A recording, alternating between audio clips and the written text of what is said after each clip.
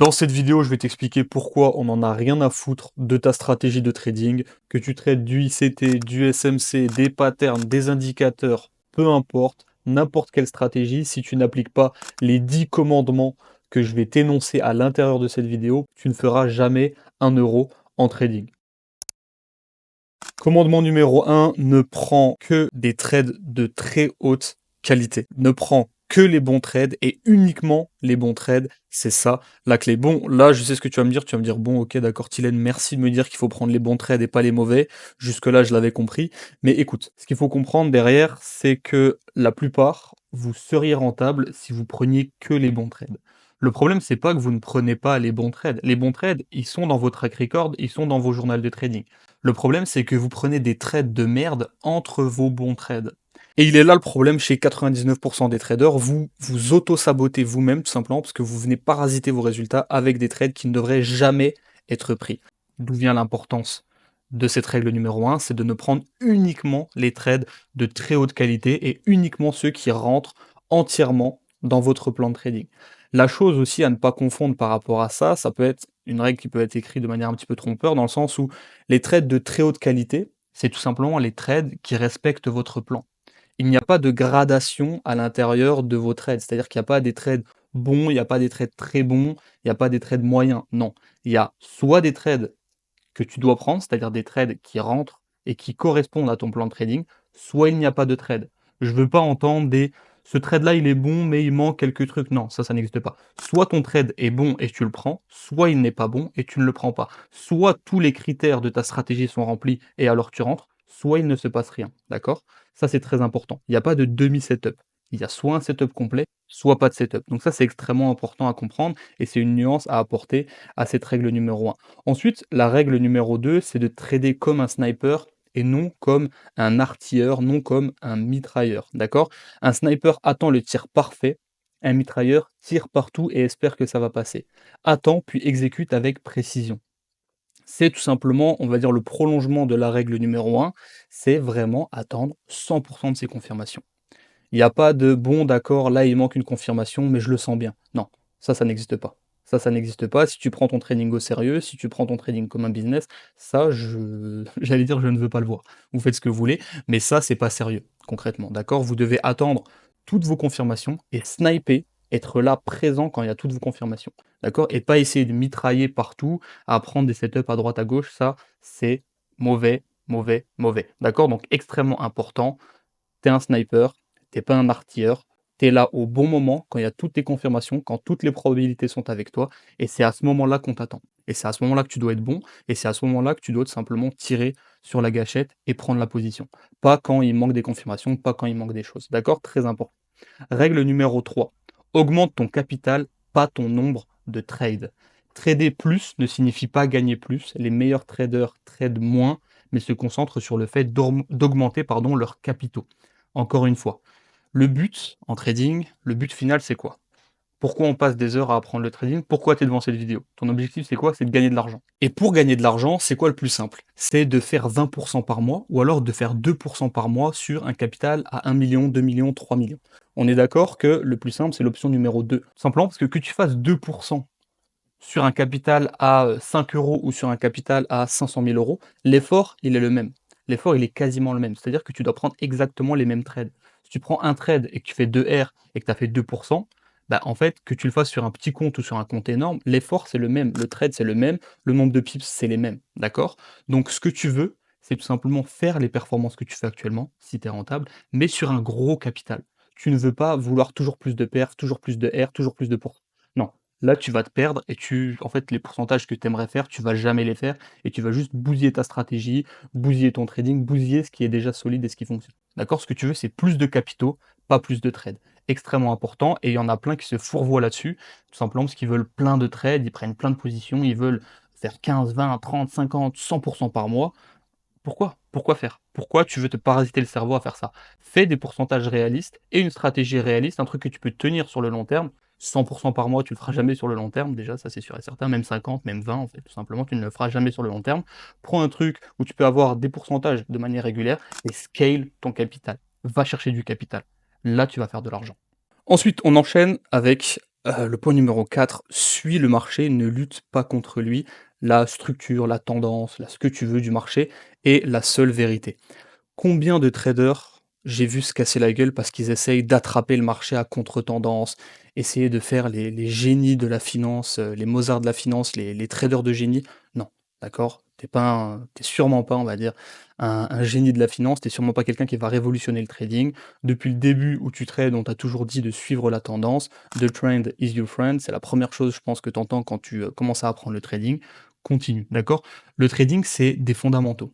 Il faut tout simplement appliquer ses fondamentaux, c'est-à-dire avoir une bonne psychologie, suivre sa stratégie, avoir, un bon risk management et cetera et dans ces fondamentaux, il y en a un qui est crucial dans l'analyse technique et même dans n'importe quelle analyse que tu veux, c'est le fait de suivre la tendance, suivre le marché. Essayer de rider le marché tranquillement. Le marché, de toute façon, que tu, sois là ou pas, il va faire sa courbe, hein. Tout simplement, il va aller où il doit aller. Que tu sois là ou pas, hein, avec ou sans toi, il va aller d'un point A à un point B. Toi, ce que tu veux, c'est suivre cette tendance, d'accord? Donc suis le marché et ne lutte pas contre lui. Essaye pas de deviner s'il va chuter là maintenant alors qu'on est dans une tendance haussière depuis 5 ans. Ça fonctionnera sûrement pas. Maîtrise l'art de ne rien faire. Éviter un mauvais trade est aussi important que prendre un bon trade. Chaque mauvais trade évité est une victoire. Ça, c'est extrêmement important et ça rejoint ce que je vous ai dit précédemment. Dans le sens où votre objectif, c'est de prendre uniquement les setups qui respectent à 200% votre stratégie. Uniquement ça. Et si tu fais ça, je te promets que tu vas être rentable. Pourquoi tu n'es pas rentable? C'est parce que tu prends des mauvais trades. Tout simplement parce que tu ne maîtrises pas l'art de la patience. Tu ne maîtrises pas l'art de ne rien faire. C'est un art, c'est une compétence. La patience, ça s'acquiert, ça s'apprend. Certes, il y a des personnes qui ont des habilités à la naissance pour être un petit peu plus patients que d'autres, etc., etc., mais c'est quelque chose qui se travaille, je te le promets. Là, la patience que j'ai actuellement, je l'ai acquérie. J'ai travaillé dessus. D'accord? Un exercice que tu peux faire d'ailleurs par rapport à ça, c'est pendant une semaine, tu vas regarder tous les jours les graphiques, mais tu ne vas prendre aucun trade.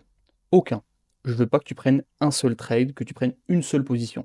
Tu vas attendre et attendre et attendre et attendre. Tu vas te forcer. En fait, tu vas tout simplement faire l'exercice d'attendre et d'être patient. Et à force, tu verras que tu vas maîtriser l'art de ne rien faire.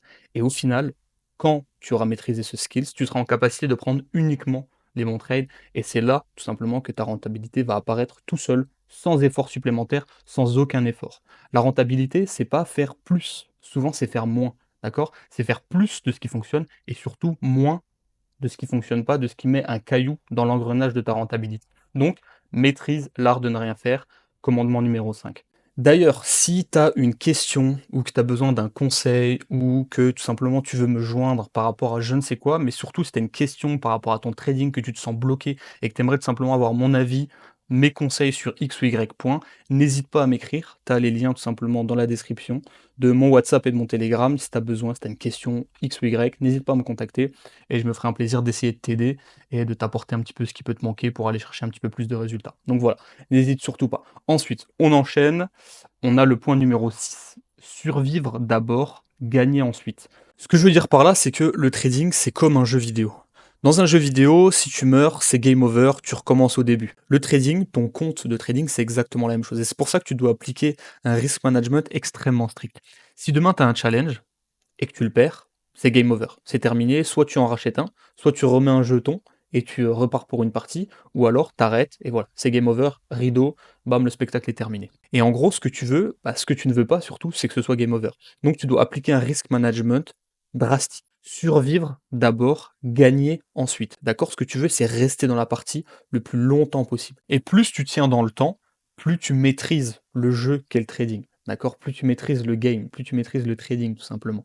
Parce que, bah, voilà, avec l'expérience, tu vas aiguiser tes lames, et cetera, tu vas devenir un trader plus performant. Donc vraiment, si j'aurais un conseil à te donner, c'est vraiment essaye de survivre dans un premier temps.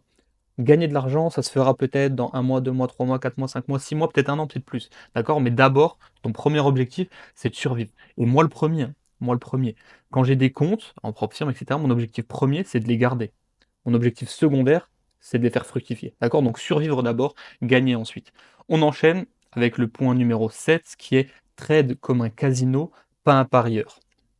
Les casinos ne jouent que lorsque leur avantage est de leur côté. S'il n'y a pas d'avantage, ils ne font rien. J'ai déjà fait des vidéos dédiées à ça, dans son entièreté, donc je ne vais pas rabâcher encore une fois, mais c'est extrêmement, extrêmement, extrêmement important. J'ai dit le mot important 70 000 fois dans cette vidéo, mais il y a énormément de choses importantes, donc voilà, je me permets de mettre des piqûres de rappel. Donc pourquoi trader comme un casino? C'est extrêmement simple. Pourquoi un casino fait tout le temps de l'argent de manière systématique? Tout simplement parce qu'ils ont un avantage. Par exemple, que tu joues à n'importe quel jeu dans un casino, tout simplement, le jeu, il est rigged, comme on dit. C'est-à-dire que le jeu, il est «truqué» entre guillemets, c'est-à-dire que, bah, voilà, peu importe ce que tu fais sur la machine à sous, peu importe ce que tu fais à la table de blackjack ou peu importe ce que tu fais, à la roulette, bah, voilà, si tu joues 10 milliards de fois et bah, forcément, à chaque fois, le casino, il va gagner. Tout simplement parce qu'il a un avantage statistique et peu importe les techniques que tu utilises, les stratagèmes que tu fais, tu vas toujours perdre sur le long terme au jeu de casino et ton trading, ça doit être exactement la même chose. Et cet avantage, il doit être donné par ta stratégie. Ta stratégie doit te permettre un avantage statistique sur les marchés. D'accord? Et donc tu dois appliquer cet avantage statistique et le jouer, le jouer, le jouer, le jouer, le jouer encore et encore, tout simplement. Et c'est ça qui va te permettre une rentabilité. Donc vraiment, tu dois trader comme un casino et pas un parieur. C'est extrêmement important. Et tu dois jouer, mettre une pièce dans la machine uniquement quand ton avantage est présent. Et là, on en revient au point précédent où je vous disais de trader uniquement lorsqu'il y a 100% de vos confirmations. D'accord? Super important. Le point numéro 8, c'est de garder un trading simple. La complexité tue l'exécution. Un système, un process, un setup, un état d'esprit. Donc dans un monde où ce qu'on voit sur YouTube, c'est des trucs farfelus, des trucs compliqués, du SMC, ICT, Ishimoku, Fair Value Gap, Wagyu, j'en sais rien, vous mettez tous les adjectifs que vous voulez, tous les trucs qui servent à rien que vous voulez à la fin du nom de votre stratégie, algorithmique, ce que tu veux.